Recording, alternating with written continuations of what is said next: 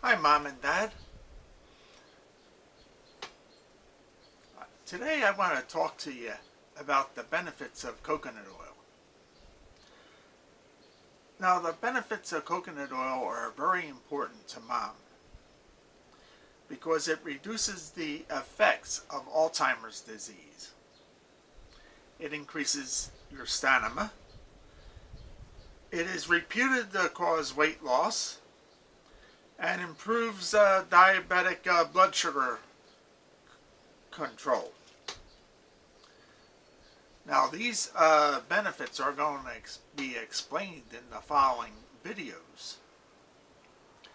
And I feel that Mom should be taking several tablespoons a day of coconut oil. It just might help, and it certainly will not do any damage. Now, there are several ways that you can take coconut oil. You can mix it with your oatmeal. You can make popcorn with it, and etc. Or you just can take it straight. The choice is up to you. But if Mom improves with taking coconut oil, it is a benefit not only just for her, but it's also a benefit for every one of us that loves her. Now, Dad, I want you to look at these videos, and I want you to see and give Mom some really good coconut oil that is organic, non-GMO, etc.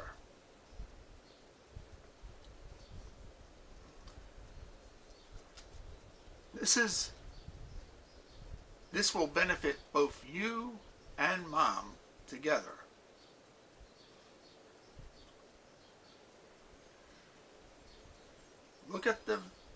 Look at the first two videos especially,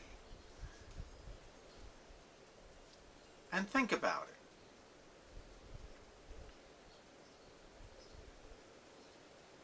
it. If Mom's Alzheimer's improves with the coconut oil, it's not only a benefit for her, but it's a benefit for all of us. Thank you and have a great day. Bye-bye.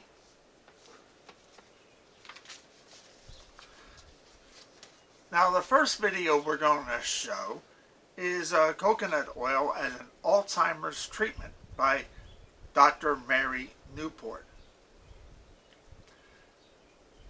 Now, most people, when they watch a YouTube, do not take the time to read the description that's underneath the YouTube. But she published this video in January 8th, 2013. And Dr. Mary Newport discovered the benefits of using coconut oil to treat her husband's Alzheimer's disease. She discusses how quickly the coconut oil showed improvements in her husband's condition and what kind of changes happened when coconut oil wasn't administered. Dr. Newport has found that coconut ketones from coconut oil have been very beneficial in the treatment of Alzheimer's. So, Doctor, you decided to give your husband coconut oil. What were your expectations, and what did you see in really a relatively short amount of time? Yeah, well, the interesting thing in the patent application, their pilot study, they showed that people after the first dose had improved scores on cognitive testing. It was something like 5 out of 7 tests that they did. They had improved scores. And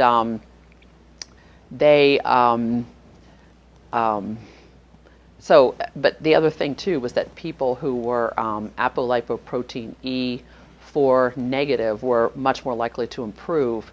The people who were positive for that gene as a group did not improve. And Steve, I knew at that point, was positive for that gene. So I didn't really expect anything. I didn't expect any improvement for him. But I felt like, what do we have to lose?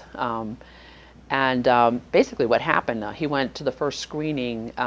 This was like at 1 a.m. that I learned this information, and the screening, it was at 9 a.m. the next morning, so I didn't have time to run out and buy coconut oil. Sure. So we went to that screening, and he still didn't qualify. He got a score of 14 out of 30. He qualified in every other respect, but not that.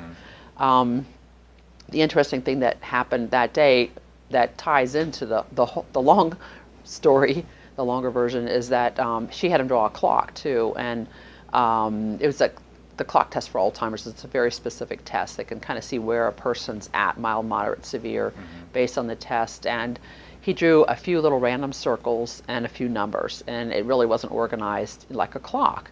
And that was a bit shocking for me to see, and she told me that she felt he was on the verge of severe Alzheimer's.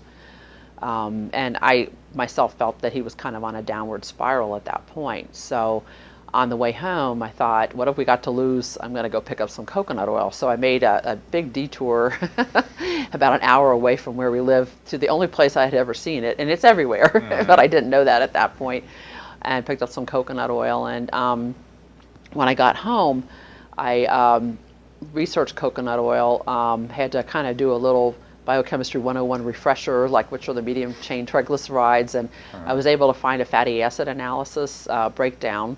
It's on the USDA website, and I figured out that coconut oil is almost 60% medium chain triglycerides. And from the dose that they were using for this medical food, I was able to figure out how much coconut oil to give Steve, and that turned out to be a little over 2 tablespoons. Okay. Was equivalent to their dose. So the next morning, he had a screening scheduled at 1 in the afternoon, and for breakfast I gave him a little over 2 tablespoons of coconut oil. I put it into oatmeal because coconut oil is a little bit solid at room temperature, and he ate it without any problem. I actually had a little bit of indigestion myself. I took it too. I thought, I'm not going to make him take something that I won't take.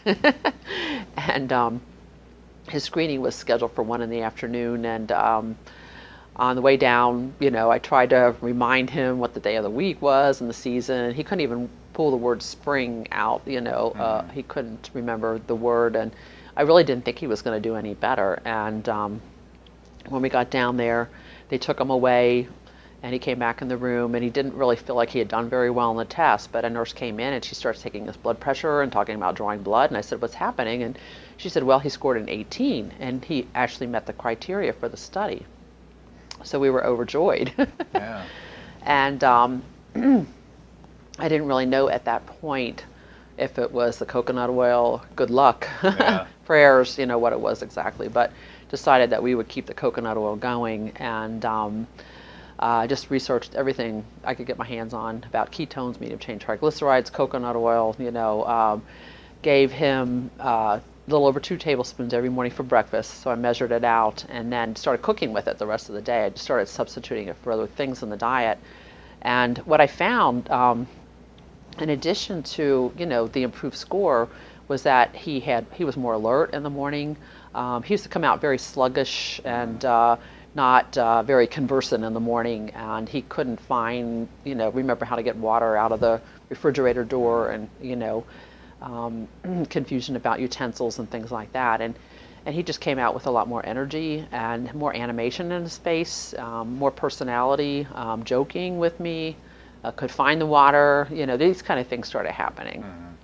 And about the 4th or 5th day into it, we talked about how that our life had changed for the better. I mean, he felt so much better, and he said to him it was like the light switch went on the day he started the coconut oil, that a fog lifted, and he really felt like he had gotten his life back and had hope for the future. He'd been quite depressed up to that point. So you continue to see improvement over the weeks and months.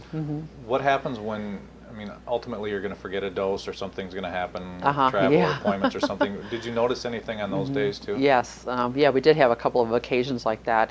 One time he had fasting blood work, and it was the line was so long that it was noon by the time he had gotten his dose of coconut oil. But he was very shaky, and he felt a little claustrophobic, and he had trouble.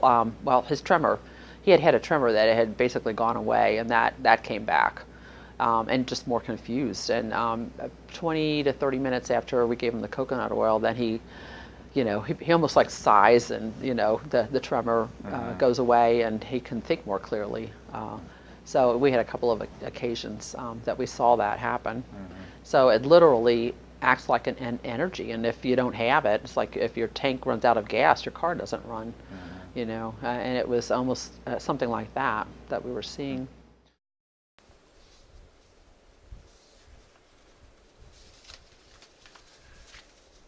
Now the second video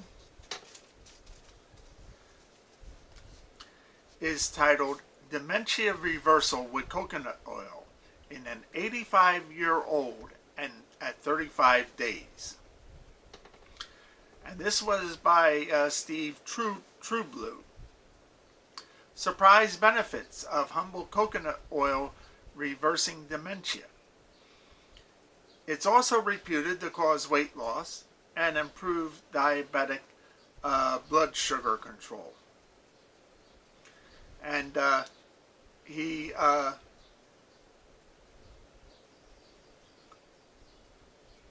has a link to Dr. Mary Newport's website. Now, the video description from YouTube has a huge amount of links in his video description. Thus, if you want to see all the links, you need to go to the YouTube video, which is described below. Good morning there, this is Steve in Sydney from the lay gnosis website truebluehealer.com. Got some wonderful news for you, and it actually came out of bad news. I was forced to confront the fact that my 85-year-old father suffering senile dementia.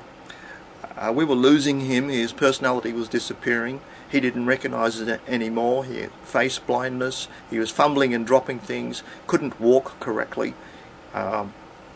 couldn't remember things, didn't know who he was talking to on the telephone, and couldn't do up shirt buttons, couldn't do zippers up anymore, and he often put two shirts on, that sort of thing.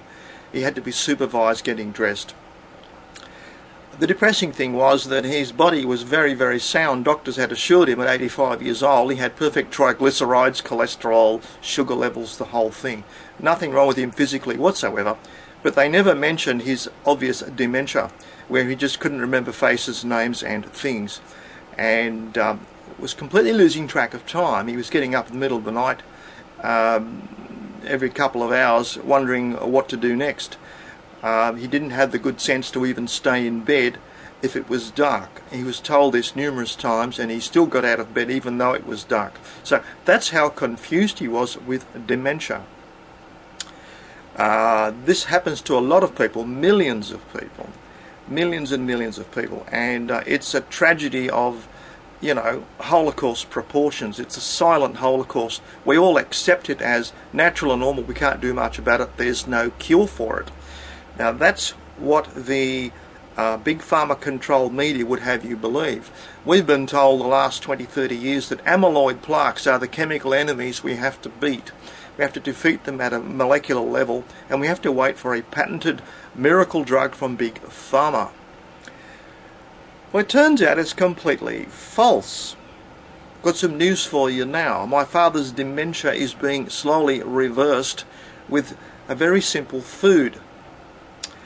4 tablespoons of coconut oil daily is the recommended dose, coming from Dr. Mary Newport, who discovered this in about 2007. It's still not widely known. She wrote a book about it. It'll be linked below this video.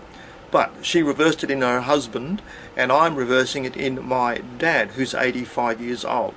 Now, after 26 days, he's on the coconut oil on only 3 teaspoons daily, because it's a laxative in some people, and he can only take a small amount, but he's still coming out of his dementia slowly and progressively in a very praiseworthy fashion. He can now understand the time and read the time and understand the time, which is, he was actually written off, if you know what I mean. We let him go. This is natural. We have to let him go. It's a slow goodbye. It's a slow death, a kind of living death that reduced us all to tears.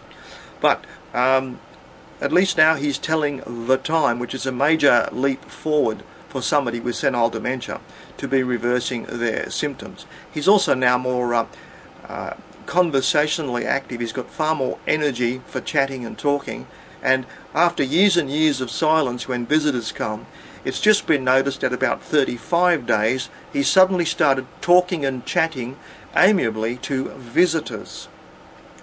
So that's a pretty good reversal in someone's supposedly irreversible symptoms at age 85, isn't it? Now, there's more to this coconut oil than you think. I'll tell you how it works first.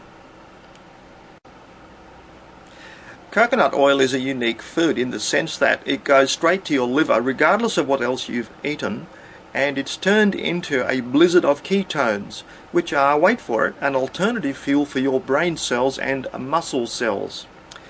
Now, it turns out, there's a Rhode Island study, will be linked below this video, that dementia has been reclassified as type 3 diabetes. It's diabetes of the brain only. And because it was noticed that dementia often responds to diabetes medications. Now, if you don't know what diabetes is, there is a type 1 diabetes where your pancreas stops making insulin altogether. The more common epidemic type 2 diabetes connected to obesity is where your insulin sort of half works, doesn't work. It's got to be tuned up and improved with medications, lifelong medications, according to Big Pharma. Now, diabetes is the failure of blood sugar to get into the cells of the brain and the muscles and power the cells in your tissues to do the normal work they do. Now, it's a wonderful accident of nature that coconut oil provides these ketones, which are an alternative fuel for muscles and brains. And my father, 1 teaspoonful of coconut oil, he began talking unexpectedly on the same day. So that's something you can do on anyone who's under functioning, lacking in energy.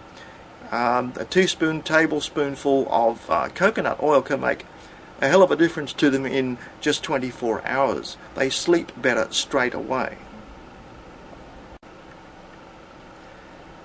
Now, of course, I had to test it on myself, and I discovered to my utter surprise that it gave me increased stamina and physical strength carrying bricks, you see, because I am building a house at the moment, and I have to do a lot of brick carrying, moving half a ton or a ton of bricks from one place to another because I don't have enough room.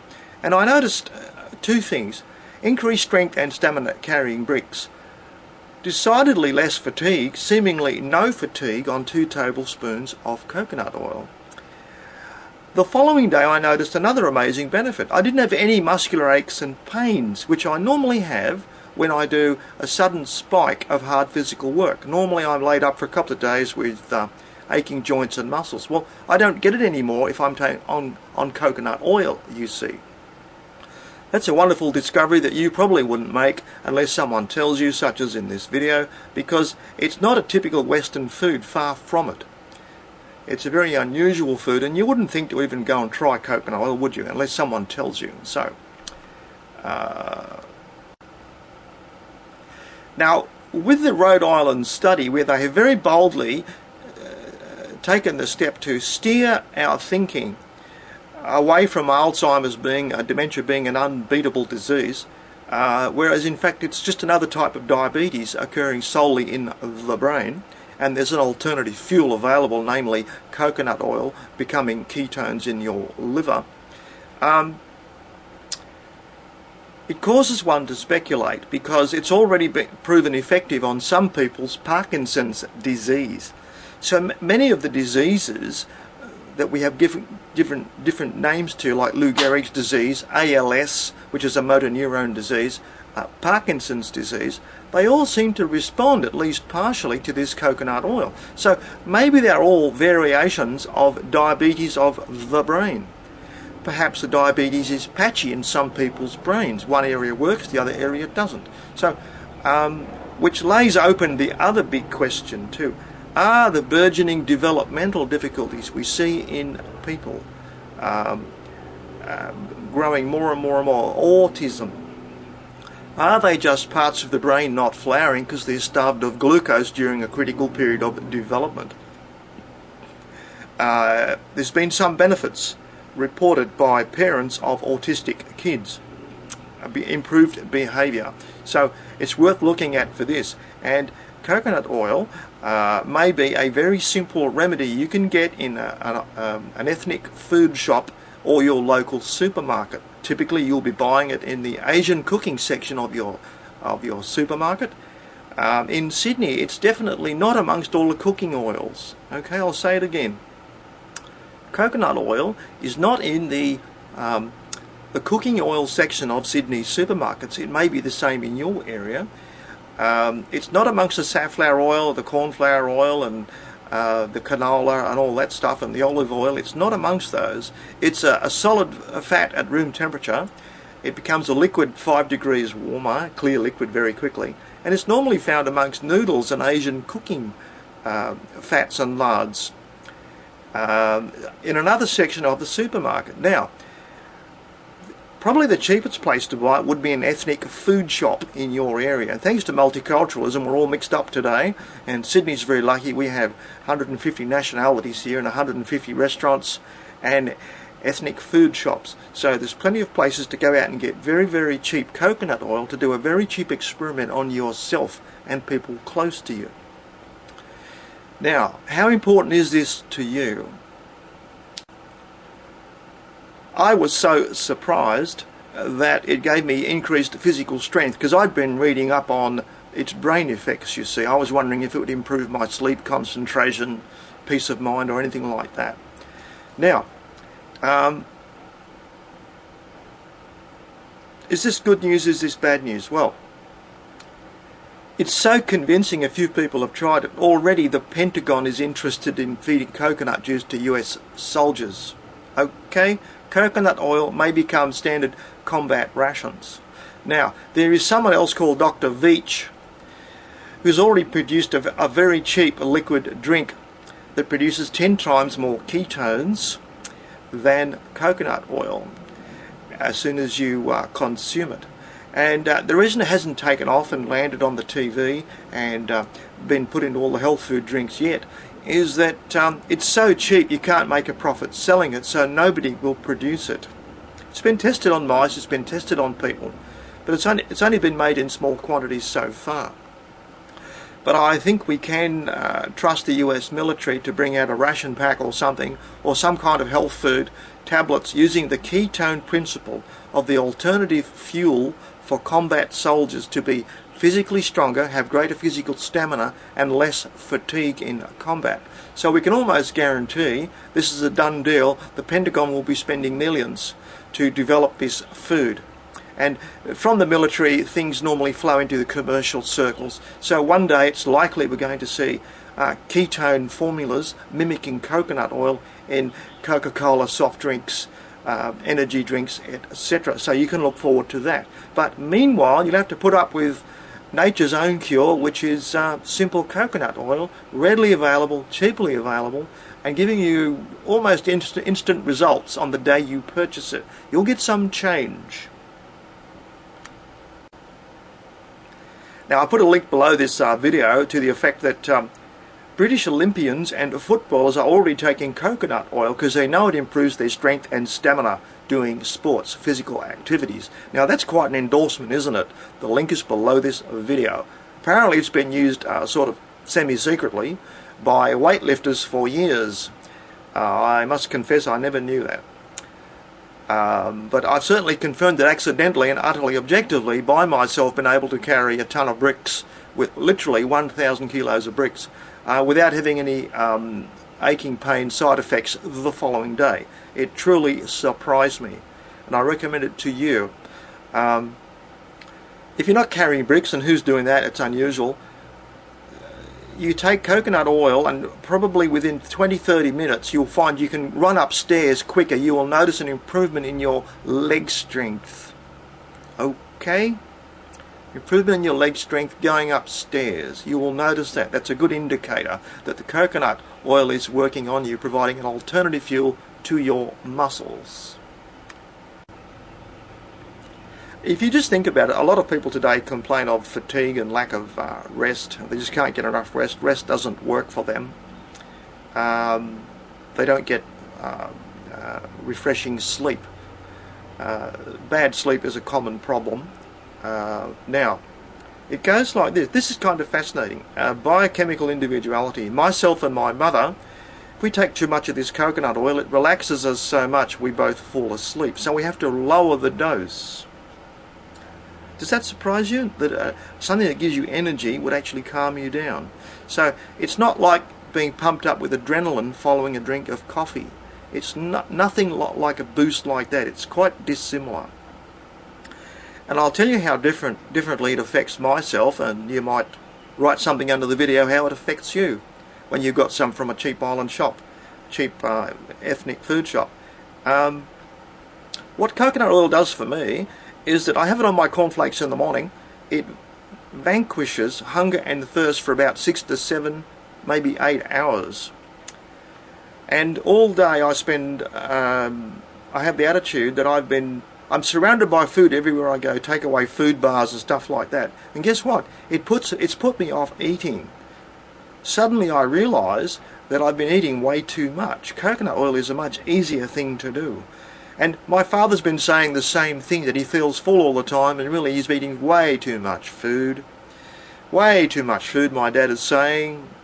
Telling my mother it's too many cornflakes, too much bread, don't give me this, don't give me that. My father's lowering his food intake on 3 teaspoons of oil, this coconut oil right now. I'm doing the same thing. You suddenly realise that you're basically eating for social reasons. People are saying, have one of these, have a piece of that, you have a drink of this. So coconut oil actually puts you off food. You just don't need it because you have greater stamina, you're more interested in what you're actually doing. Activities rather than running from activities by eating and drinking as a diversion, because you really don't want to do the activities, okay? So it changes your attitude toward activities on a daily basis. That's my personal experience and my dad's experience. Now, my sister, she's been only on it for 2 weeks. She's tubby and she's lost 2.6 kilos. How about that? Is that worth looking at? Coconut oil is reputed to cause weight loss in some people. It's worth an experiment if you're suffering, if you're part of the obesity epidemic. It's an alternative energy, and you can do a lot more work with ketones in you rather than carbohydrates. So, how's that for an announcement for you? Now, what can you do with all this information? Well, do this cheap $5 experiment. That's what it cost me in Sydney. $5 for a little jar of coconut oil. Start the experiment on your good self. Tell other people about what you're doing. Mention it to a few other people. Talk to senior people. It's also reputed to improve arthritis because coconut oil has anti-inflammatory properties. It also kills bacteria. It contains caprylic acid, which kills intestinal fungus called candida, candidiasis, which often comes after you have had antibiotics in your system for, say, a couple of weeks. You can have a white milk called candidiasis growing all over your tongue, and it goes right through your body. Now, coconut oil kills it quick smart. Okay, so it's a good way of keeping down candida growth, keeping your candida at the correct level. You do need to have some candida in you. Now, I can't help being a little bit cynical here. Some things, people just realise resources. Businesses certainly look for opportunities and realise resources wherever they are and exploit them. It's natural. It's the way business operates. But it could be said cynically that dementia not having a cure in the mainstream media, not having any kind of remedy, keeps the dementia farms going. And by that I mean the dementia farms are aged care homes where people are given up as lost, they're beyond help, they are put into a home to be cared for until they physically die, and a byproduct of that is that you can put 30 medications per day into each dementia patient. So it's not too far a stretch to call aged care homes dementia farms.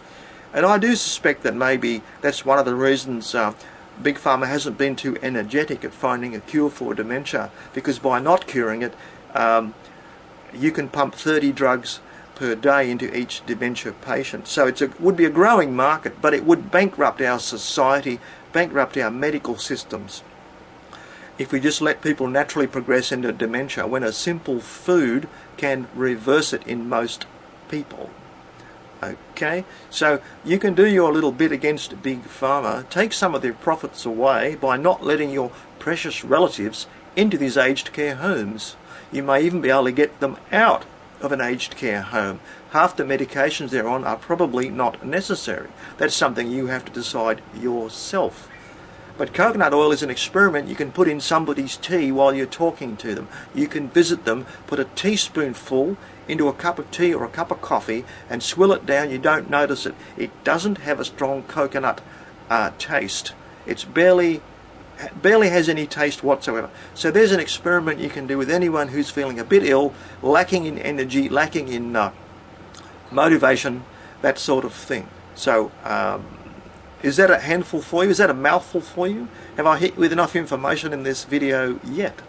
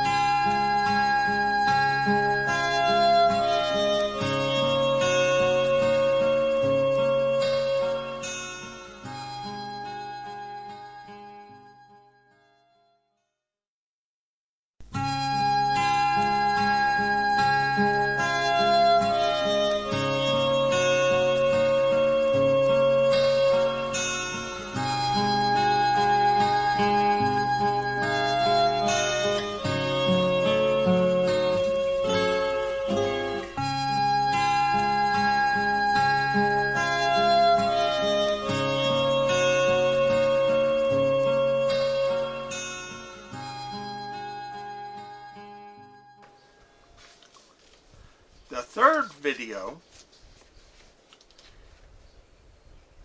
is Mary Newport, medium chain triglycerides and ketones, an alternative fuel for Alzheimer's. Now, this video is a long video, and if you don't want to care about watching a long medical video, you don't have to watch it. But I have found that the video description is very adequate. And let me read it to you. Plaques and tangles are known to be the hallmark of Alzheimer's disease. And another important aspect of Alzheimer's is that it may be the type of diabetes of the brain, or type 3 diabetes, and is associated with decreased glucose uptake in the brain. Diabetes of the brain develops gradually over at least 1 to 2 decades before symptoms become obvious. Other neurodegenerative diseases share the problem of decreased glucose uptake in the brain. Fortunately, the brain can use ketone bodies as an alternative fuel to glucose during starvation. Ketogenic diets have been successfully used for nearly a century to treat drug-resistant epilepsy in children. Medium-chain fatty acids are partly converted in the liver to ketone bodies, which readily cross the blood-brain barrier and are used by the brain. Mild ketosis from consuming MCT oil has been shown to produce cognitive improvement in nearly half the people with Alzheimer's. Ketone esters that will produce higher levels of ketosis and potentially greater improvement are on the horizon.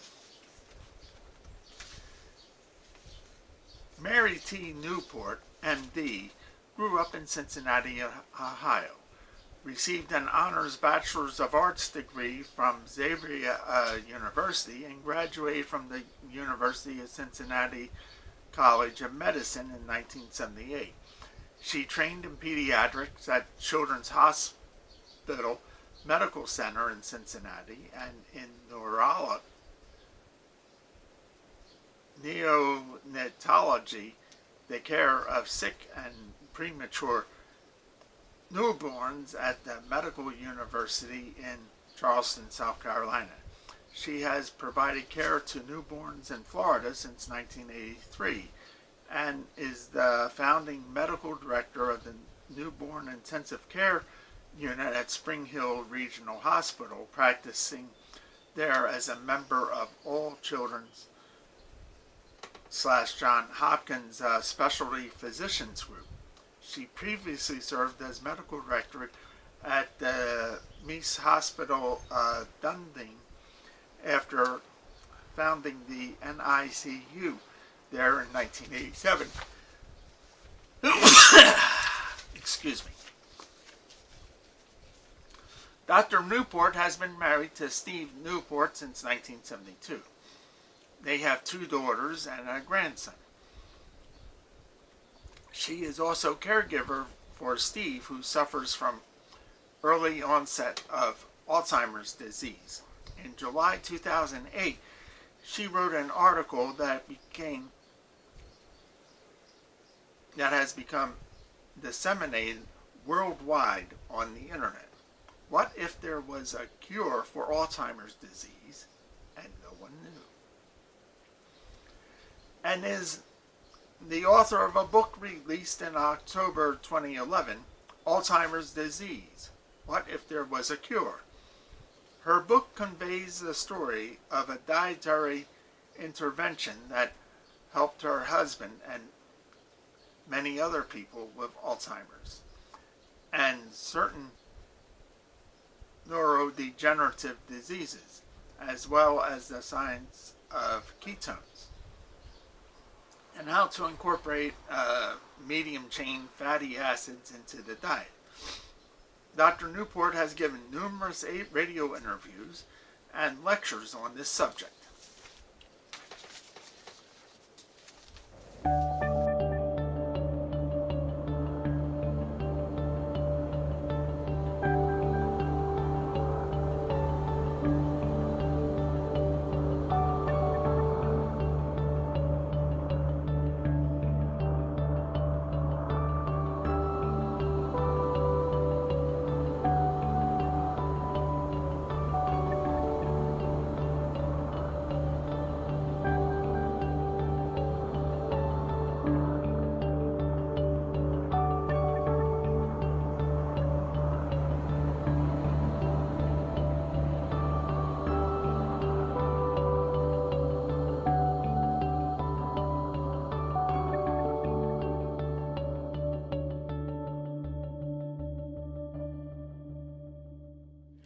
Good evening, everyone. I suspect most of you are here because you either know someone with Alzheimer's or you're worried about it. As he said, I am a neonatologist, so I take care of sick and premature newborns. But I'm going to be talking about Alzheimer's because my husband Steve has the early onset form of Alzheimer's disease.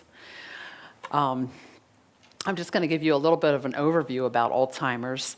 According to the Alzheimer's Association, they say that number is now up to 5.5 million people that they estimate in the United States currently that have Alzheimer's, and about 30 million worldwide. And they expect that this number in the U.S. will jump to 15 million by the year 2050, based on the current trajectory that it's increasing, and 100 million worldwide by then. So this is an epidemic that's growing. 1 in 8 older Americans has Alzheimer's, and there are more than 200,000 people in this country under age 65 who have the early onset form of this disease. From the time you reach 65, every 5 years after that, your risk of Alzheimer's doubles, so that if you're 85 or older, it's about 50-50. So that's a frightening statistic. We all want to live a long life, but at what cost, potentially? So while deaths from stroke, heart disease, and certain cancers have declined steadily between 2000 and 2006, deaths from Alzheimer's during that time increased by 41.7%. So a lot of progress is happening in other diseases, but not so much in Alzheimer's disease. The cost of care to the government and businesses is estimated at $200 billion, and then the equivalent of $210 billion of unpaid caregiving. A lot of people are dealing with this at home. Spouses and children are taking care of them. So there's just vast sums of money, that aren't being paid to caregivers at this point. People who are familiar with Alzheimer's are familiar most often with the common hallmarks of the disease, plaques and tangles in the brain. And this fuzzy thing here represents a plaque, and it's an accumulation of a substance that becomes like a waxy deposit in the brain. And it can be toxic to neurons nearby. And then the tangles are the skeleton of the neuron. The axons and dendrites that connect neurons with other neurons have a skeleton inside of them. And this will pull up out of the axons and dendrite and form a tangle that's on the inside of the neuron. So that's what the tangles are. And this is just a slide showing, like, if you took a cut through the brain and stained it, that this is what you would see in Alzheimer's disease, these plaques and tangles.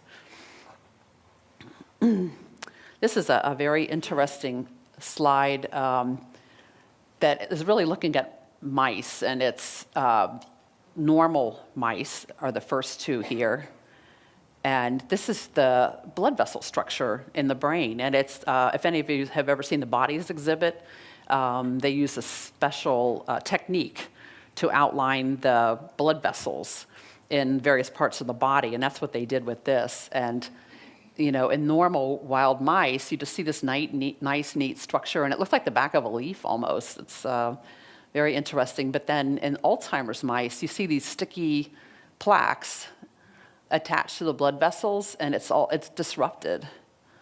There was recently some research that came out that Alzheimer's might also have what's called a vascular component to it, that the blood vessels are involved in it as well. And there's something called vascular dementia, that if you don't have Alzheimer's type dementia, the next most common is vascular dementia. But Alzheimer's might have a component of vascular dementia as well. And this is a very close-up of one of these plaques. And this is a blood vessel, and you can see holes in the side of the blood vessel where these actually stick into it, and just very disrupted compared to a normal blood vessels. And this is another technique that just came out recently for somebody who's worried about Alzheimer's disease, and it probably will be used a lot in studies of drugs and other research related to Alzheimer's. There's an amyloid PET scan, and the beta amyloid is what accumulates as the plaques. And if you have very dense areas of it, it shows up as this bright yellow, and moderately dense areas are red. And the interesting thing about this slide to me is that these people on the left have Alzheimer's disease. Clinically, they've been diagnosed as Alzheimer's, and the people on the right here are people who are normal. And you can see like this brain has a lot of amyloid in it, but this person is normal, doesn't have cognitive deficits. This person doesn't seem to have much amyloid, and yet has been diagnosed as Alzheimer's. So there's a lot of overlap, and it's not 100%. This test is not 100%. In other words, going to tell you if you have Alzheimer's or not. But a lot of people are getting tested. I think it's a little over $2,000 to have this test done, and but it might be useful in some ways, for research too. So getting back to Steve and I, Steve stayed home with our children, and he worked from our home as an accountant for my practice. I was at Meese Hospital, Dunedin, for many years, and it was just a wonderful setup, for our family. I have a job where I get called out any time of the day or night at the drop of a hat, for an emergency with a newborn, and he was able to stay home with our children, so that was a wonderful thing for us. But when he was only 51 years old in 2001, Steve started having problems with his accounting, making payroll mistakes, missing tax deadlines, and then he couldn't remember if he'd been to the bank and the post office. And he was also depressed at that point, and he saw a neuropsychiatrist who felt that most likely his problem was related to depression, because that can cause memory problems. And he mentioned dementia at that time, said he didn't really think that's what it was. But what we saw over the next few years is that he progressively did get worse, and more memory problems, and counting became more and more difficult. So he was diagnosed in 2004 as having early onset Alzheimer's disease. He saw a neurologist who had been recommended, someone who saw a lot of Alzheimer's patients. By 2006, he could no longer do any accounting at all, couldn't use a calculator or even do simple math. So over a matter of 5 years, he lost everything. And he was a guy who was on a computer all day long, and he could open it up and fix it. And by 5 years later, he couldn't even add 1 + 1 = 2. And there's this whole thing out there about use it or lose it, and he was using it every day, and it still deteriorated. So when you have this disease, it is relentless, and it is going to keep going and progressing. And also, right around that time, we found out that he couldn't read a map anymore, and he got lost. He was following our daughter home from Tallahassee. Her car had broken down, and a friend popped in the car with Steve and went up and fixed her car, and then he was supposed to follow her on the way home, and he made a wrong turn and ended up on I-10 and over in Jacksonville instead of down in, we were in, Spring Hill at that point. And so he's 3 hours away from home and called me. Luckily, he had a cell phone with him and could remember how to dial home and got him home. But shortly after that, he had to stop driving. So that was a major, for both of us, that was a major impact in our lives. So by the time he was 58, he started having tremors in his hands and in his jaw when he talked. He had a visual disturbance that kept him from reading, and he was an avid reader. He read novel after novel, and he couldn't read anymore, and he couldn't really explain at that point what the problem was. But later he said that he had, it was like pixels moving around on the page when he would try to read, and so he couldn't read anymore. And then his gait was weird. He would lift his feet up and walk slowly. He'd lift his feet a little abnormally high, and he couldn't run, just physically couldn't run. And his personality and his sense of humor were disappearing. And when he would go out to do something like cut the grass, he would start taking the lawn tractor apart, and the pieces would go missing instead of cutting the grass. And so, things were just getting worse. And he was really on a downward spiral at that point. And so in the spring of 2008, there was a new clinical trial that became available at the Bird Institute, and we had tried to get him into clinical trials before that, but he was disqualified because he'd had a history of depression. And I just thought that was very odd, because if you were his age and you were aware, as Steve was, he was very aware, that he had a problem, that he was deteriorating. He knew what he could do before, and he, knew that he couldn't do it anymore. It's very depressing, and that excluded him from being in these trials before that. But this time around, that was no longer a criteria that would exclude you. So we had some hope now, And so we went to the Bird Alzheimer Institute in Tampa, and he screened for the clinical trial, and there's a test called the mini mental status exam, and it's a 30-point test, and if you're normal, you'll get 30 points. It's a very simple test, and you needed 16 to get into the study, and Steve, this scored only 12, so he didn't get into the study, even though he met all the other criteria.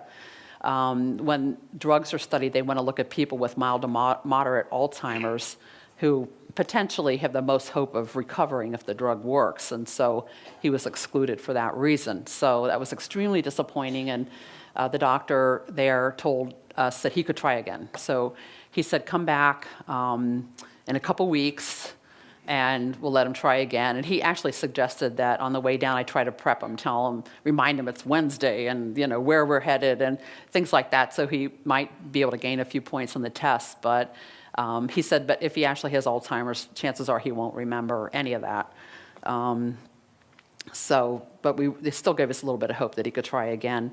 And then we had another new drug came along, and both of these drugs were aimed at removing beta amyloid plaque from the brain, which a huge amount of research worldwide, millions of dollars invested in trying to remove beta amyloid, find drugs that do this, because it was believed that this was the cause of Alzheimer's disease. And since then, there's questions about that.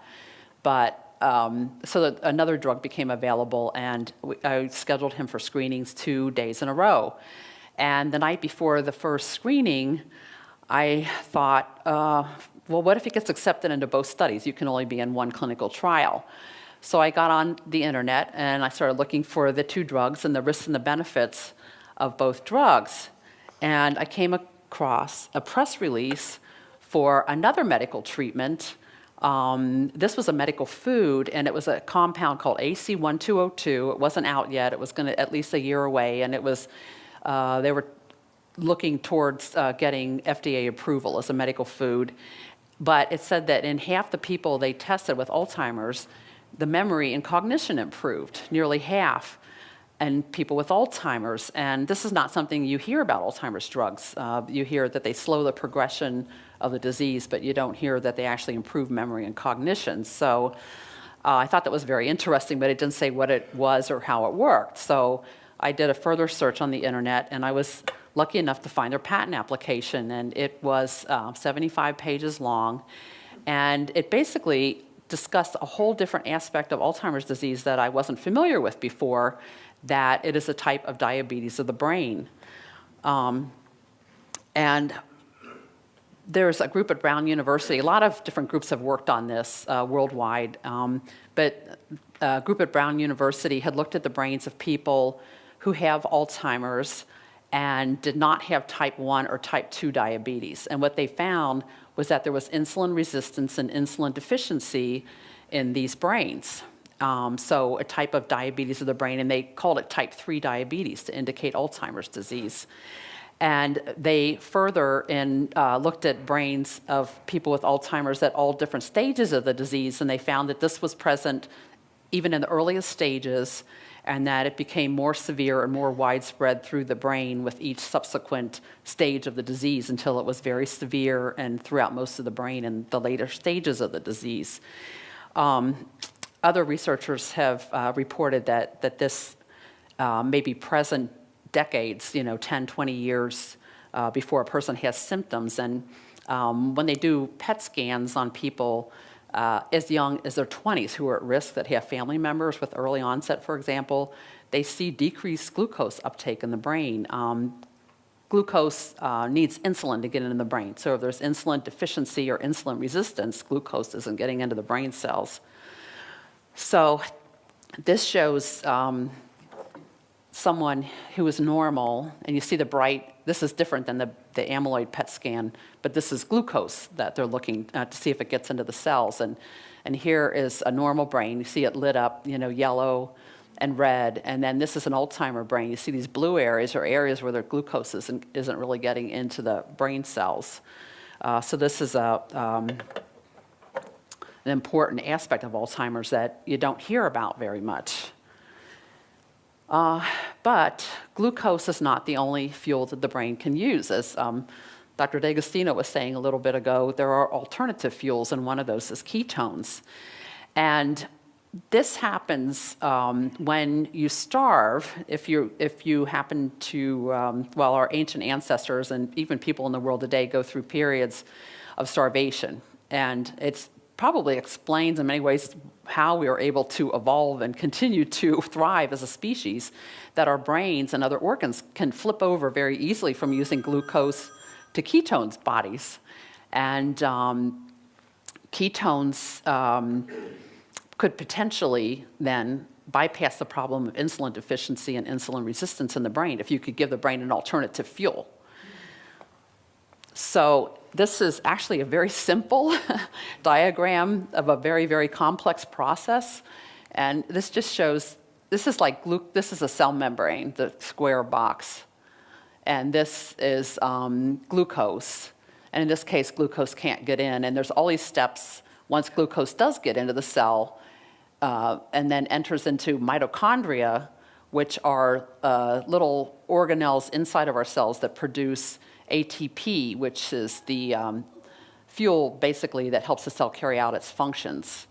And since our person has problem getting glucose into these cells, ketones don't need insulin to get into the cell, and they get in and they enter this chemical cascade, and bypassing several steps here that glucose needs, and so that gets in there, and then you can create ATP from this alternative fuel. But starvation is not the only way that you can do this, and it's not very practical for the long term if you have Alzheimer's or some other disease that you have periods of starvation. So back about 90 or so years ago, the classic ketogenic diet was discovered, that if you undertook this diet basically religiously, that you could elevate your ketones to the same levels as in starvation. And the classic ketogenic diet is a very high fat. It's like 80 or 90% of the calories is fat, very low carbohydrate, and just enough protein to maintain the lean body mass, or if you're a child, just enough to grow, to allow you to grow. Certain protein amino acids can be converted into glucose, so that's one of the reasons protein is limited. And it was found that certain children who have epilepsy that does not respond to drugs, for example, will stop having seizures. And these are children that sometimes have 100, 200, 300 seizures a day. After 4 or 5 days on the classic ketogenic diet, will completely stop having seizures. And there's some adults that respond to this too. Now, it's been found, but that diet's been around for about 90 or so years, and there's some popular versions of it. There are other modifications of this diet, but people use it for weight loss. For example, Atkins, people are familiar with that, and South Beach diet, which is a modification of the Atkins diet, produce relatively lower levels of ketosis than the classic ketogenic diet. But positive effects of the ketogenic diet have been reported in Alzheimer's, Parkinson's, and for weight loss and a number of other conditions. So back to the patent application, they talked about research by Dr. Richard Veach at the NIH in Rockville, Maryland, National Institutes of Health.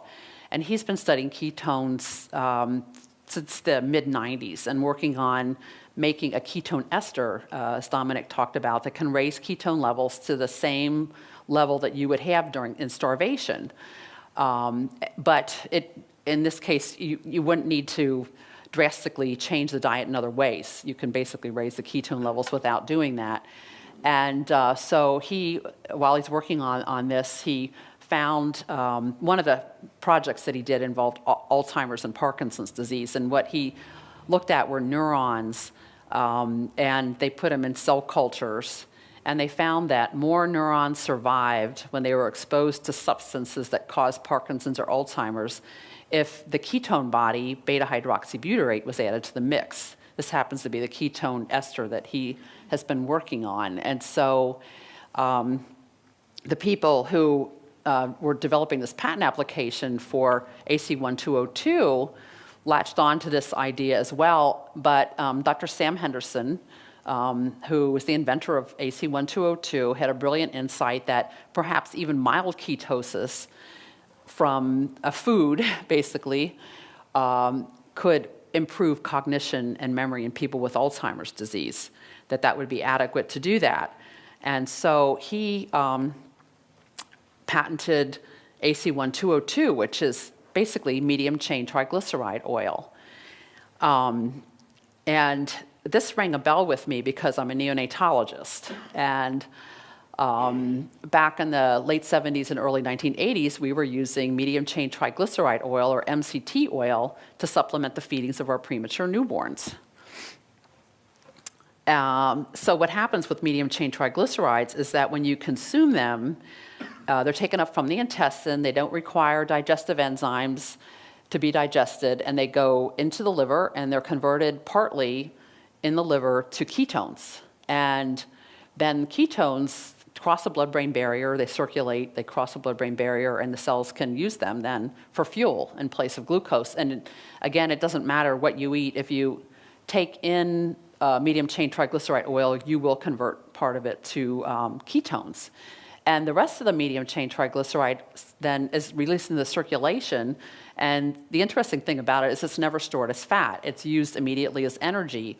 The mitochondria that I showed you earlier, medium-chain triglycerides do get into mitochondria. It's been shown for certain in muscle cells, and probably cardiac muscle cells as well. They do cross the blood-brain barrier, and they might be used by neurons as well as alternative fuel.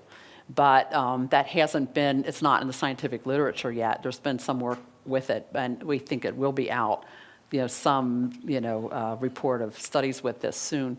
But, so the medium chain themselves may be an alternative fuel. So this product was basically just MCT oil. And I didn't know at that point that you could get it over the counter, which you can. $14 a quart on Amazon. It's very inexpensive. And, it's found in, as I said, we use it in a very tiny preemies. And then back in the 1980s, they started adding it in larger quantities to infant formulas. And they did this to mimic human breast milk, which has 10 to 17% of the fats as medium-chain triglycerides. And we don't naturally make medium-chain triglycerides in our bodies except in the woman who is lactating in her milk. She makes them, for the baby. And babies, if you've ever breastfed a baby or had a wife that breastfed a baby, it takes 36 or 48 hours for the milk to come in. So you think, what are they living off of, the baby, that first 36 or 48 hours? And, well, babies are fat, so they're able to break down the fat and convert some of it to ketones. And so babies go into ketosis that are strictly breastfed, and about 25% of the fuel to their brain is provided by ketones during those early days of life. So the formula manufacturers try to mimic breast milk, and so they started adding it, and then we basically stopped adding it to their feedings directly, the MCT oil, because it was in the premature infant formulas. So then, one thing I did not know about MCT oil at that point was that it was extracted from coconut oil, and this was in the patent application.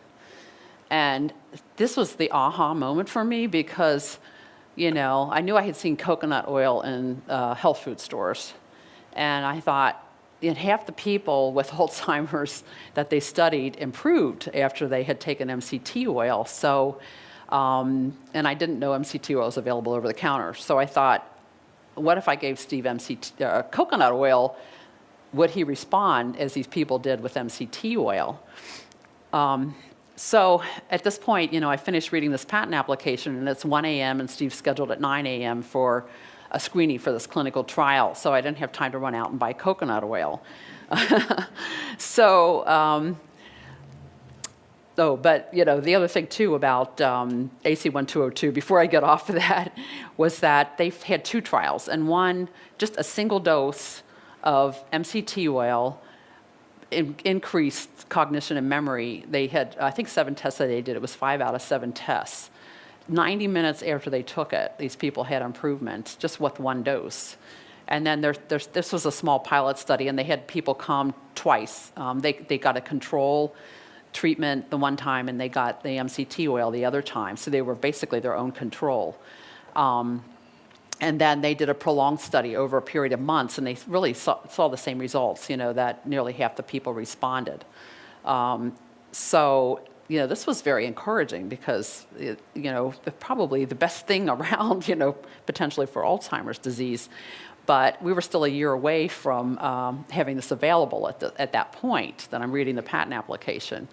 And it was approved ultimately as a medical food by the FDA in the spring of 2009, but this was May of 2008.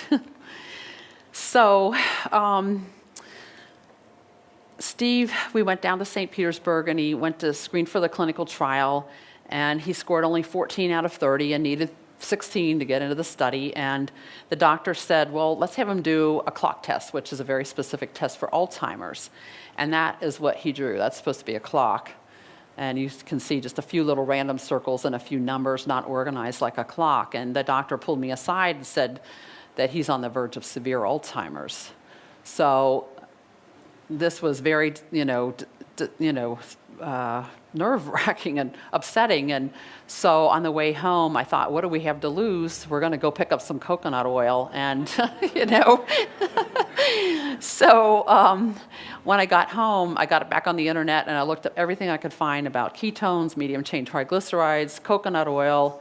I found the USDA has a food comparison, like a website, where you can find the composition of pretty much any food, and coconut oil was there. And so I kind of had to refresh my biochemistry 101, what are the medium chain triglycerides? And so I figured out that coconut oil is 60%, almost 60% medium chain triglycerides. Well, that's a pretty hefty amount. And AC1202 basically was a 20-gram dose. That's 4 teaspoons of MCT oil, and that equated to 7 teaspoons of coconut oil.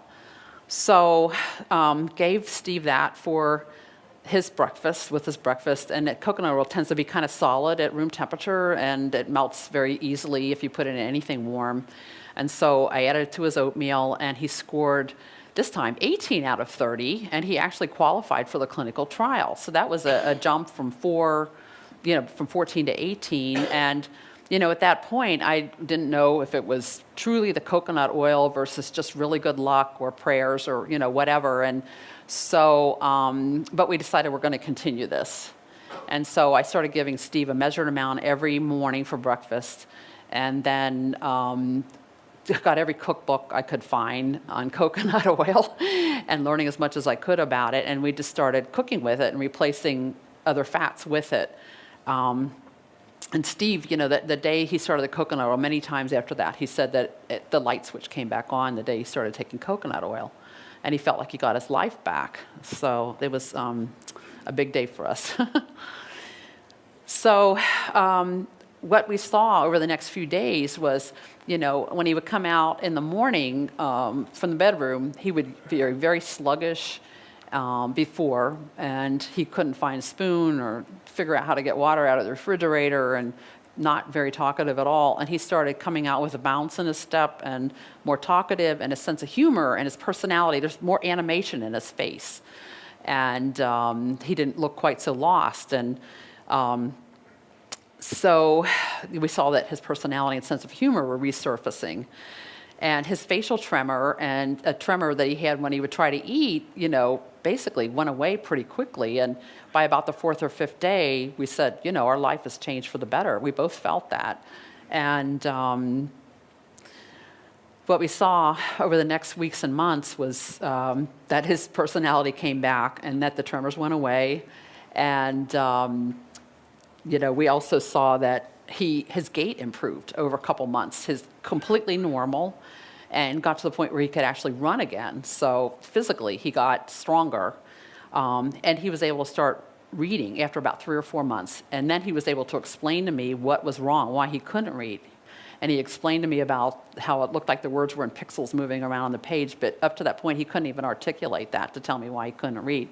But when it went away, he was extremely happy because he actually could read. Comprehension was another problem, but he could read out loud almost any length of word and read sentences and all of that. And then he, instead of taking his lawn tractor apart, he actually got on it and started cutting the grass again. So that was wonderful. And 2 weeks after he drew that clock, the day before the coconut oil, he drew the second clock. And this is a vast difference from that. You know, it actually has a circle and has all the numbers in there. These spokes, you know, I think he either was trying to line up the numbers or those were the hands of the clock, so still a lot of confusion there. And then this was 37 days later, a little bit cleaner. And then there's actually a fourth clock, but it never quite got finished, and it was 2 months after. And he folded the paper into fourths because he wanted to find the exact center of the page. And then he got very frustrated and he wrote on the paper, "They did not give me a compass nor a ruler." So I felt like, you know, there's my perfectionist husband coming back. And about a month after we started it, we had a family reunion, and we had been back to Cincinnati a year earlier, and he didn't remember the names of certain nieces and brother-in-laws, and everybody said he looked lost, and the conversation didn't make sense with him. But this time, he recognized these, you know, people he hadn't recognized the year before, brother-in-laws and nieces, and he participated in conversations. He made jokes, and everybody was like, "Whoa, what happened to him?" And I showed him the clocks, and it confirmed for me, you know, that this was real, you know, that this wasn't just my imagination. And so,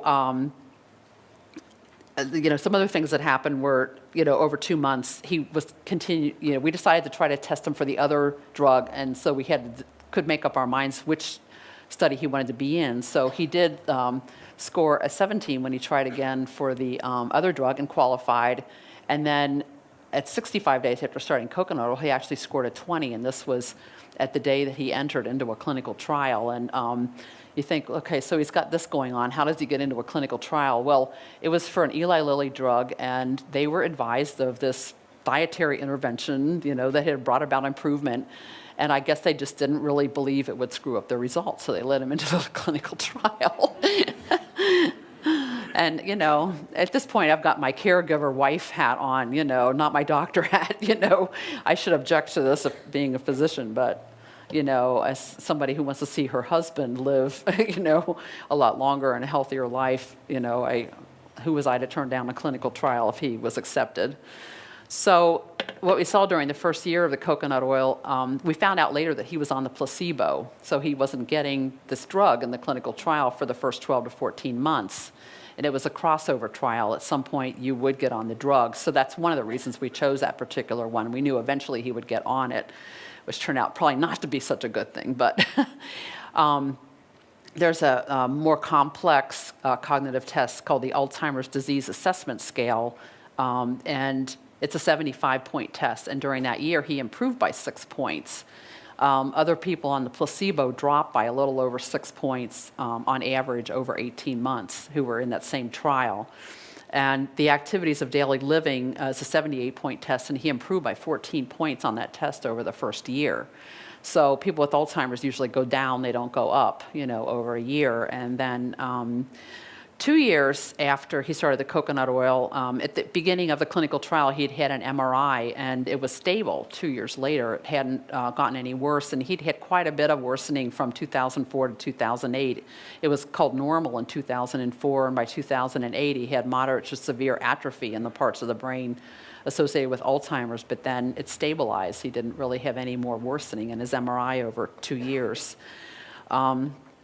So going back to June and July of 2008, when Steve improved so much, I felt like I was living in a parallel universe, that I knew something that nobody else knew, and that there were 30 million people in the world with Alzheimer's and families dealing with it, and somehow I had to get this message out that there was something on the shelf that people could do now, and possibly as many as half of people might have some improvement from it. And so I started a letter writing campaign. My first letter was to Supreme Court Justice Sandra Day O'Connor, because her husband had Alzheimer's at that time. He's passed on since then, but she was in the Alzheimer's study group. which works with the Alzheimer's Association. And I thought, my sister actually suggested would be a good one to write a letter to.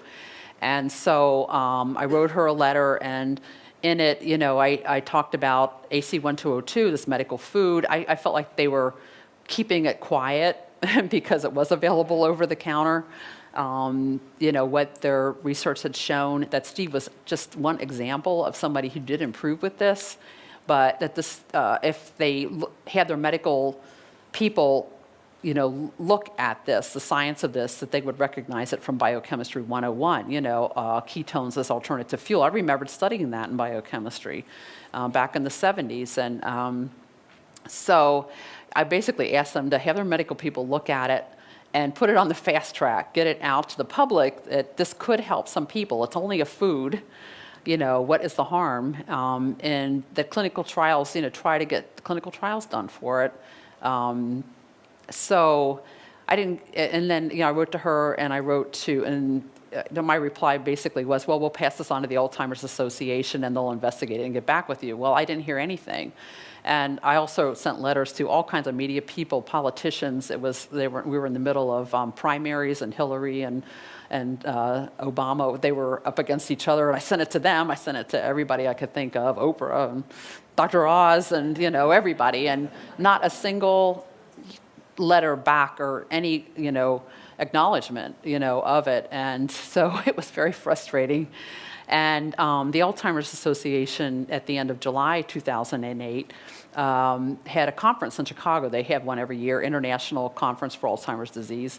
And 5,000 researchers from all around the world, these are MDs and PhDs, assemble to share their research, what's happened in the previous year. And they have a huge number of talks, all going on in multiple rooms, and 2,000 poster presentations. And so I thought, here's a perfect opportunity to get this message out. Maybe I can get some of these people interested in studying ketones.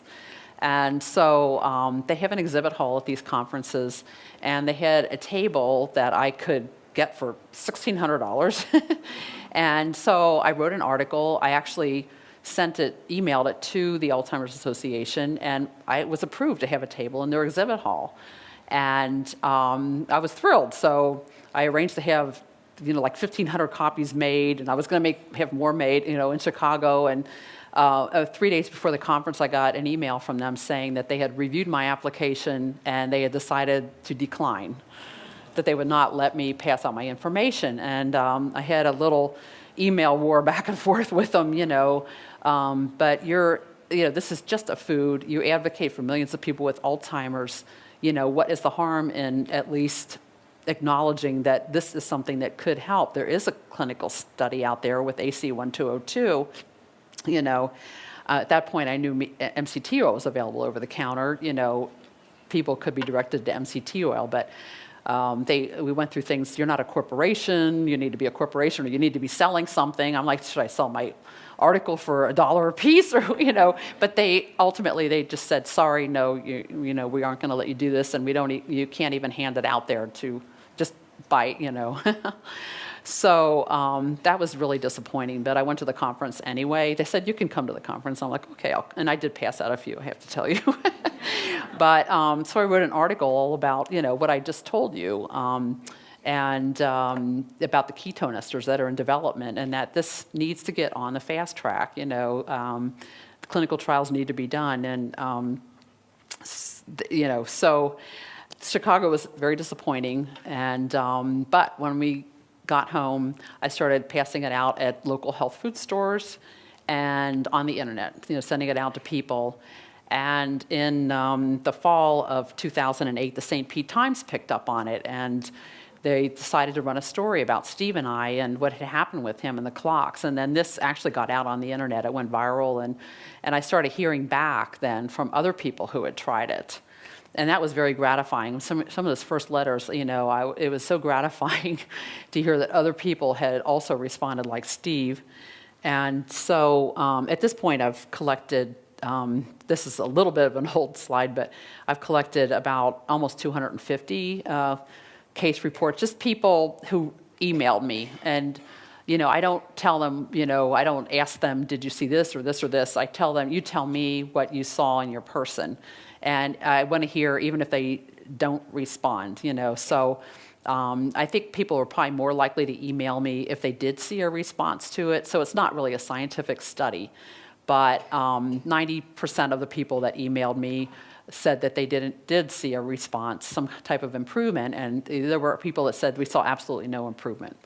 But of the people that did improve, about almost 60% of them felt they saw some type of cognitive improvement, but others, saw improvements that are more quality of life and sometimes hard to measure on a test. We're talking recognition of family members, like Steve, lifting of depression, improved behavior and mood, and improved ability to make conversation. I've actually had a couple people that hadn't been talking that started talking again, and those kind of things, or they were talking in a garbled way, and now we can understand what she's saying part of the time, and then improved physical symptoms, I hear that fairly often, and improved sleep, improved appetite. So, and people resuming activities that they had stopped doing. There was one lady, one of the first that I heard from, had started it shortly after she, read it online in the fall of 2008, and she told me, her mother, it took about 2 months before they realized how much she had changed over that 2-month period. It wasn't like day-to-day like Steve in the very beginning, but she was a lady that was in bed and didn't recognize family, had no appetite, was barely talking, and at the end of 2 months, she was actually getting out of bed, getting dressed, recognizing her family. She started eating again, and then she went to the refrigerator one day, and this is when the lady wrote me. She went to the refrigerator and opened it up, and her son thought she was getting in trouble, because people with Alzheimer's get in a lot of trouble. And she said, "I'm looking for that Pepperidge Farm cake that we bought yesterday." And they had bought a Pepperidge Farm cake yesterday, and they were all floored. And then she sat down at the table and read the newspaper, which she hadn't done for ages. And the lady that wrote me said, my father's jaw dropped, when she picked up and starts reading the newspaper. So, but those are the kind of stories. Some of them are pretty, to me that is dramatic, but it took a couple months till it was obvious. And but those are the kind of things. So for some people it's dramatic, some more subtle, and some, they feel like over a period of time they've seen stabilization, that they just don't see the person getting worse. Maybe they didn't see a big improvement, but they also haven't seen a decline over 6 months or a year. I get reports like that. So these are just some of the phrases from the emails that I got just directly from that. And like Dr. D'Agostino said, I made a spreadsheet out of all of these emails and just copy and paste, what they, reported to me. And so the Bird Center, Alzheimer's Center, they were able to use this information to get an animal study first, with looking at ketogenic diets and ketone esters in mice. And mice models, they don't really have Alzheimer's disease, but they have the closest thing that they can find, that they can get, in these mouse models. But now they're actually planning a human clinical trial that's going to start April 1st with a combination of MCT oil and coconut oil in people that have mild cognitive impairment, to see if it will improve symptoms and if it will prevent progression of Alzheimer's disease. So that's very exciting to me. So ketone esters are in development at the National Institutes of Health and University of South Florida, and actually a couple of other places. And by comparison, the levels of ketones that you get with coconut oil and MCT oil are relatively low compared to what you get in starvation and classic ketogenic diet. And with the ketone esters, you can really get any level, with a ketone ester. And even exercise, they talk about how exercise could prevent dementia. And a question in my mind is, decades ago they studied exercise and ketones, and they found that it does raise ketone levels to the same range, and that lasts for 8 or 9 hours after you exercise. So could it be that that's one reason why exercise may delay or keep you from getting dementia, that you're actually raising ketone levels that your brain can use? And then doctors worry a lot, when people bring a copy of my article to the office, some of the doctors, they know about it, and some actually recommend it to their patients, but a lot of others, poo-poo it, say this is too simple, this can't be.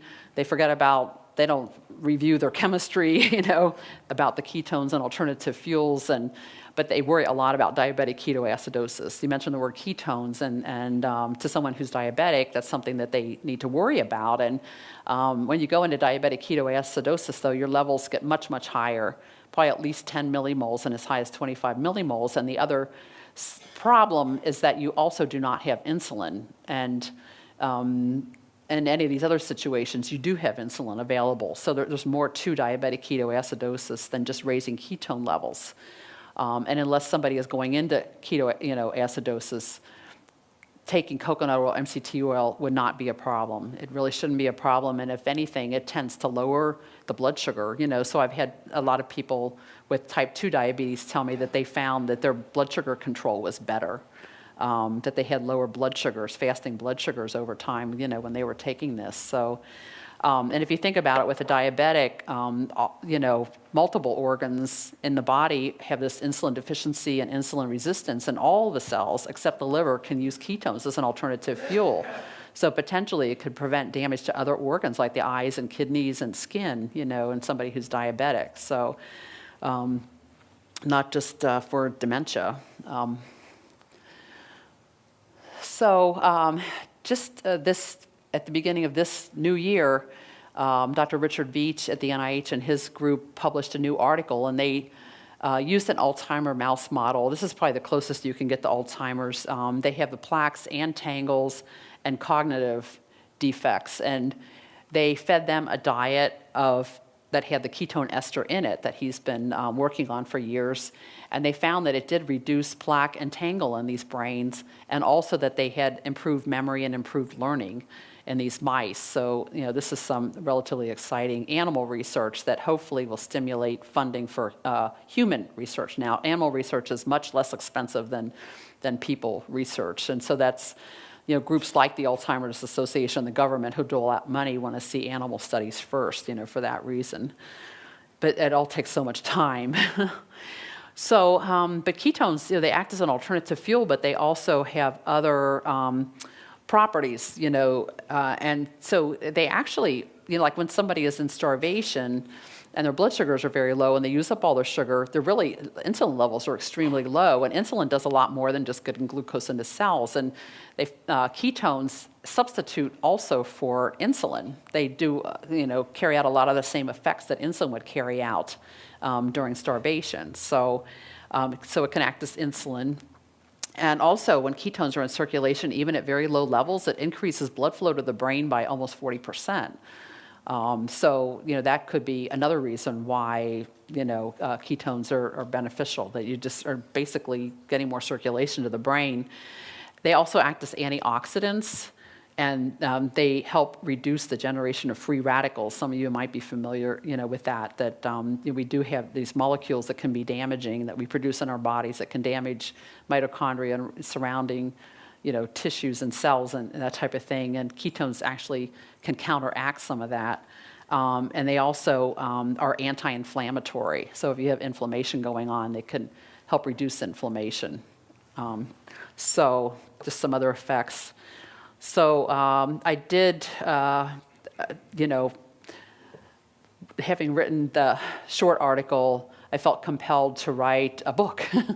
And it took many months, probably about 16 months of writing it and many more months of getting it edited. But basically, it was all about ketones, to try to increase awareness of ketones as an alternative fuel for the brain, this whole different aspect of Alzheimer's disease that you don't hear much about, that this can be achieved through food, that ketone esters are in development, and that clinical trials need to be done both for coconut oil and for MCT oil. But in the meantime, it's just the food, the coconut oil. And one of the main criticisms of my book was that, this idea hasn't had clinical trials. And so my answer to that is, without awareness of this idea in the first place, how would clinical trials ever be done, And it is just a food.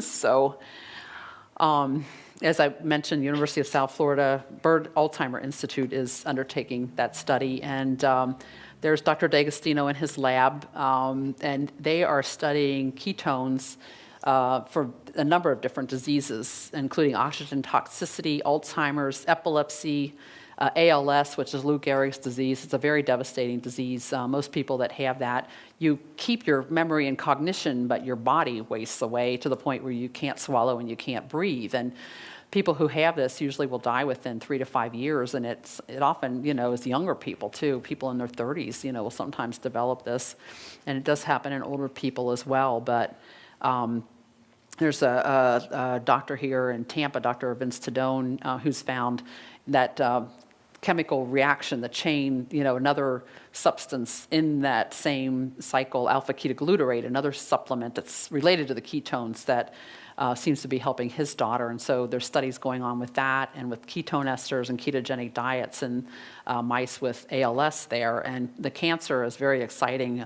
Dr. D'Agostino, it's another whole talk, but it's a very, very, very exciting potential treatment for cancer that will shrink. How much time do I have?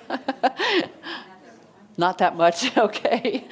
But so he'll have to come and talk to you about that, because it's very exciting treatment that could help shrink the tumors so that they can be taken, removed surgically and that type of thing. So there are a number of diseases that have decreased glucose uptake in the cells, and insulin resistance and insulin deficiency. And so I've heard from people with all of these conditions except Duchenne muscular dystrophy, and I do know there's a boy now that his family is trying this, but that have had some improvement. And like people don't know, for example, that people with Down syndrome, they have an extra chromosome that has one of the genes that's involved with the beta amyloid plaque, and so they actually have this early in life, and they virtually all will develop Alzheimer's if they live into their 30s and 40s. So, potentially, and I wonder, if you started, say, an infant or a child with Down syndrome, giving them medium-chain triglycerides or ketone ester, might it kind of relieve some of the problem of mental retardation that they experience? And then acute brain injury, both, our armed forces, there are a lot of problem with that, and auto accidents, day-to-day injuries that people have, sets them up for, you develop plaques and tangles in the area of the brain that is injured. And some people that have brain injuries will go on to develop Alzheimer's disease. That happened with Ronald Reagan. He fell off a horse and hit his head, and that's when it started for him. It became obvious after that.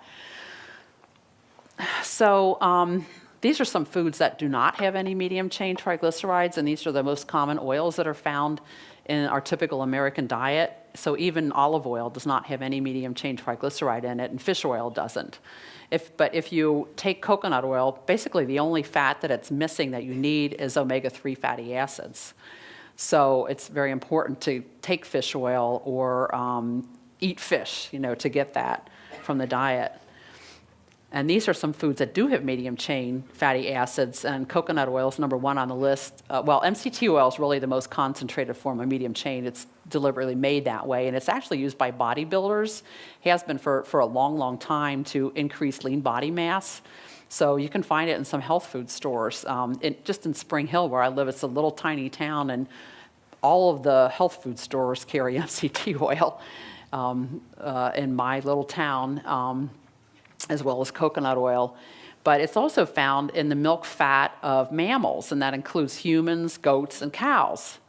So, one of the things that has been stressed over recent years is that we should drink low-fat or fat-free milk. Well, if you do that, you're not getting any medium-chain triglycerides in your diet, and probably not absorbing calcium very well from the milk, So, and goat milk actually has much more than cow milk does in it. And when they talk about the Mediterranean diet, one thing they don't mention in this country is that people in those areas drink goat milk. A lot of people drink goat milk, and maybe that's one thing that's part of the Mediterranean diet. There are many other things in it, that are very healthy too.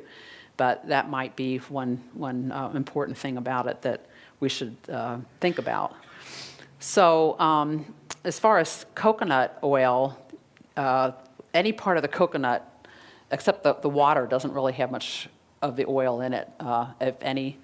But these are just some other coconut things that you can do to get oil, from it. Coconut milk is loaded with coconut oil, so that you can get medium chain triglycerides with that, and it's actually very good. People ask me about coconut capsules all the time. I figured that will probably be one of the questions, so I'll just go ahead and address it now. But each capsule has only 1 gram, and there's 14 grams in a tablespoon of coconut oil. So you'd have to take 14 capsules to get 1 tablespoon of coconut oil. So that's very expensive and very hard thing to swallow, literally. Steve, we increased him over time, so that he was getting it at least 3 times a day and finally 4 times a day. And Dr. Veach measured his ketone levels after he took coconut oil and MCT oil. And with coconut oil, his level of ketones peaked at about 3 hours, and they were still hanging around like 7 or 8 hours later. With MCT oil, the ketone level was higher, but it peaked at 90 minutes, and they were gone at 3 hours. So, like say the product AC1202, which is Axona, the dosage is once a day. Well, it's gone after 3 hours or 4 hours. What do you do the rest of the day? So we started adding it to his diet for the other meals to try to keep ketones available to his brain 24/7. So that's why we do that. And then, coconut oil, the lauric acid in it, one of the medium chain triglycerides, has antimicrobial, antibacterial, type of properties to it. And so there are other good things about coconut oil, and that's what he improved with in the first place. So I've always been leery of taking that out of his diet and substituting it with just MCT oil. So this is just a recommendation for how to start. Some people, if they try to take too much oil too fast, will have diarrhea, and it's like major diarrhea. So I usually recommend to people that they start with 1 or 2 teaspoons, like 1 teaspoon, 2 or 3 times a day with food, and just increase it slowly as they tolerate it, up to the point of tolerance. The more you take, the more ketone you will produce, basically.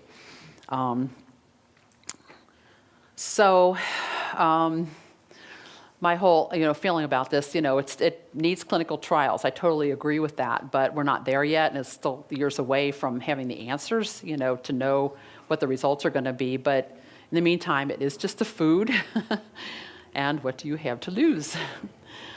So there's my website, and I have a blog too. I try to talk about other things that I learn about Alzheimer's disease in my blog. But, thank you. Okay, we have time for 1 or 2 questions. Okay.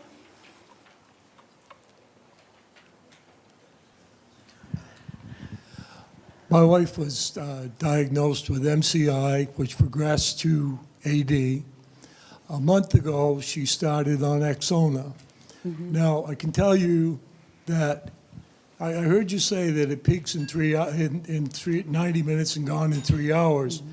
In her case, she takes it at lunchtime, and I can tell you that 2 days out of 3, when she gets up in the morning, she can tell me what she had for dinner last night, That's which wonderful. is a real test of whether or not it's working. Right. But my question is, would you recommend that we add coconut oil to that? And also, another question is, does the coconut oil have to be ingested, or can it be rubbed on the forearms, as I've read in other studies? Yeah. I know a number of people that they take Axona in the morning. Like the FDA approved it for 1 dose a day, so they can't tell you to take 2 or 3. And I know they do have clinical trials going, and I think that's one of the questions they're going to try to answer. But there are a number of people that take that once a day, and then they use MCT oil and or coconut oil the rest of the day. And with the massage, I don't know of any studies showing that it raises ketone levels. However, there was one lady, her mother, even with 1 teaspoon of coconut oil, she would have diarrhea.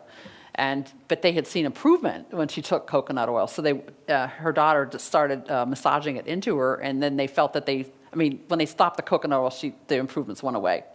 And when they started massaging it, they came back. So, and some of the people that we know with ALS are actually massaging it over their weak muscles and that type of thing. So, this is something, it needs again, testing to see what's really happening. But coconut oil and MCT oil are absorbed through the skin. They are, easily absorbed. If you put it on your skin, it disappears pretty quickly, and it's possible. It is possible that it could help.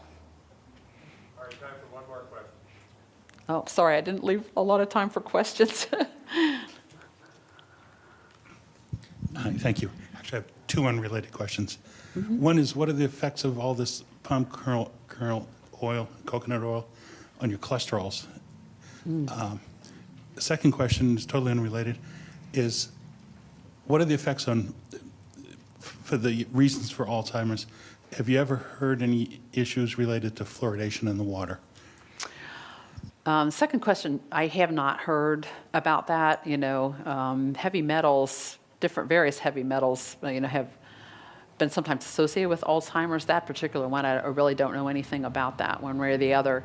But about the cholesterol issue, because that's a biggie, I mean, that's the doctor's greatest fear, putting his patient on it, especially someone that has a history of heart disease. And so I have a whole chapter in my book about that, about saturated fats and cholesterol. But there just aren't big, good studies, long-term studies of coconut oil, and cholesterol. There are some small studies, mostly in a few men for very short periods, and some of them were with hydrogenated coconut oil, and any hydrogenated oil will raise the cholesterol, and these are very old studies.